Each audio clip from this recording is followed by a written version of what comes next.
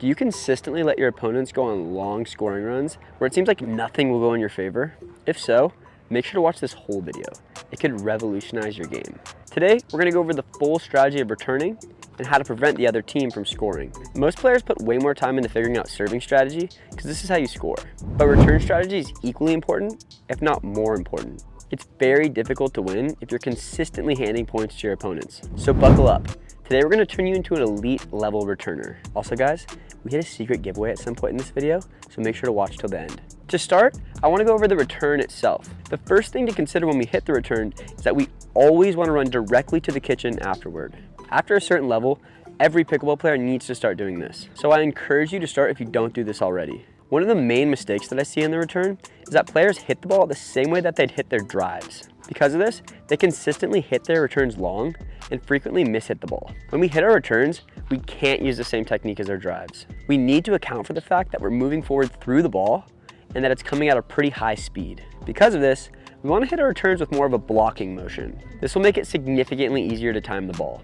And you'll still get good power because you're moving forward through it and it's coming at such a fast pace. To do this, all you need to do is shorten your backswing a little from your normal stroke. Many players like to use the chip on the return where they put a little bit of underspin on the ball. A lot of pros do it this way, but I'd consider this optional as long as you shorten your backswing. When we're thinking about how and where to hit the return, getting the ball deep is the main thing to consider. Power will help, but using too much power will lower your consistency. You want to make the return in every time, so try to find the right amount of power and depth to where you can consistently make that happen. In terms of going cross court or down the line, hitting the ball cross court will keep the ball in the air longer, giving you more time to move into the kitchen. That being said, I usually try to identify the player with the weaker third shot and then target them most of the time. The biggest thing though is that you get into the kitchen quick, so you want to make sure that you're moving forward as you hit the ball. If your opponent's serving hard and deep, then you may want to start from farther back so that you can still move forward through the ball as you hit it. Once you get to the kitchen, this is where I start to see most players getting the strategy wrong. The main thing to consider is that when you're up and your opponents are back, your goal should be to keep them back. The way that we do this is by hitting deep volleys that make it difficult for them to move in. I see a lot of players in the 3.0 to 4.0 range that have difficulty handling their opponent's drives. Usually what happens is that the player hits a tough drive that the net person isn't ready for, and they end up dropping it short as a result. In order to play effectively at the kitchen, you need to be able to keep players back even if they hit the ball hard. Technically, when someone hits a really hard ball, you want to use less of a swing on your volley. You should use more of a blocking motion like this. The best way to get better at this is to train with someone where you tell them to blast the ball at you and you try to keep it deep. Try your best to keep your volleys clean despite the speed of their shots. If you don't have anyone to drill with, one of the best ways to train your volley reaction time is on a wall. The wall is great because you can adjust the speed of the ball based on how hard you're hitting it. To practice your reactions to really hard shots, you can even spike the ball to yourself to start off the rally. Whenever you're doing wall drills, I recommend that you use something like the dink pad for guidance. This way, you have multiple references to aim for in terms of keeping the ball low and out of your opponent's strike zones. Remember, on these hard balls, we don't just want to make them back in. We want to make them in with direction and purpose. So it's important that you always have predetermined targets when you do these drills. Anyways, you also need to be able to play effectively when your opponents use a drop or a softer shot while you're up. At a higher level, this is going to be the case most of the time. The key is that when you're up, you try to hit the ball as hard as you safely can at your opponent's feet. This goes for whether they're hitting the ball hard or soft, or whether it's in the air or off the bounce. The higher the ball is when you make contact with it, the more pace you should put onto your shot. If it's lower, you'll need to slow down the pace of the ball so that you can still get it at their feet while making it over the net. Why I said to go for their feet and not just deep is because as your opponents start to move in, if you go for the baseline, you'll be giving them a nice height volley that they can follow in. If they are back, the baseline is the best option.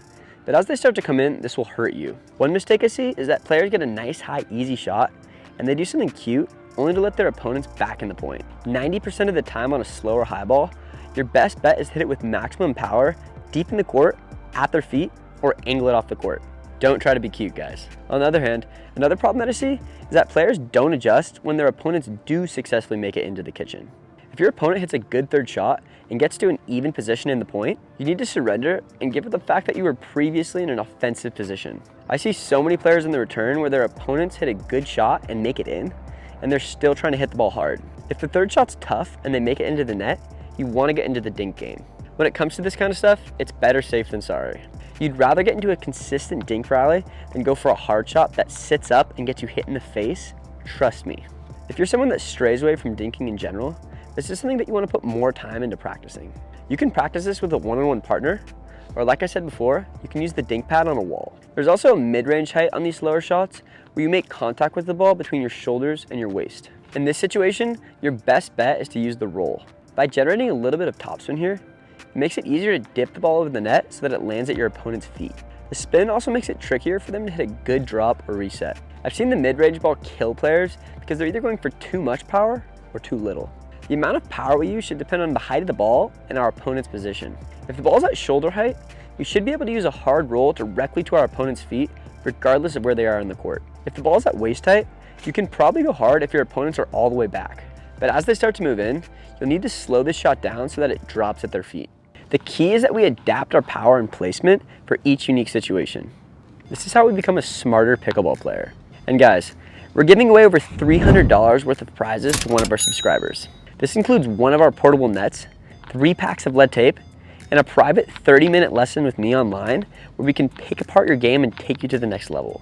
To enter, all you have to do is like this video, subscribe to our channel, and most importantly, comment below what techniques and strategies you'd like us to cover next. On November 1st, we'll announce on Instagram who our winner is, so make sure to follow us there too. All right, back to returns. If you're like me, guys, playing returning points is generally more stressful because you're at risk of letting your opponents score points on you. Because of this, I feel like a lot of players stray away from the proper strategy that I just talked about, and they resort to using dumb shots that can get them out of the point quicker. Some examples of these shots are aggressive speed ups where you don't have the right opportunity, drop shots when your opponents are back that just end up luring them in, returns that you hit way too hard. The list goes on and on. Just know that sticking with the reliable strategy that I talked about earlier will be your best bet if you want to win returning points consistently.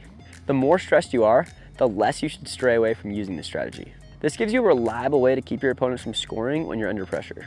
And it's a numbers game, guys. Don't think just because you lost 1 point using this strategy that it doesn't work for you. Use this strategy and you'll consistently make it very difficult for your opponents to score. There's a reason why every pro does this. And if you want to learn about strategy on your serve, watch this.